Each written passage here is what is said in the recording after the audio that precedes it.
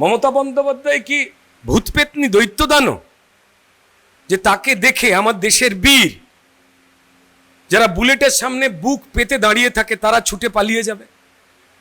তারা তো নিশ্চয়ই নেমে এসে কাউকে চড়থাপ্পড় করতে পারে না, যা সব সাঙ্গপাঙ্গরা গিয়েছে।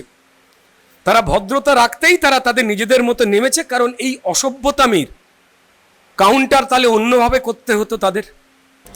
রুদ্রনীল ঘোষ একটা আইটেম নাকি? এটা আমি কী বলবো, কখনো সিপিএম থাকে, কখনো তৃণমূলের হয়ে কথা বলে, কখনো বিজেপি হয়ে যায়। দেখুন, আমি একজন পলিটিক্যাল পার্টি করি, রাজনৈতিক কর্মী।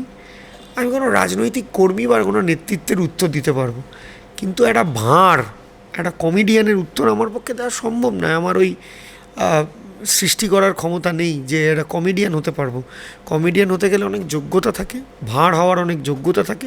রুদ্রনীল ঘোষের একটা ভাঁড় হওয়ার নিশ্চিত যোগ্যতা আছে। আমার সে যোগ্যতা নেই যে ভাঁড়ের উত্তর আমি দিতে পারবো।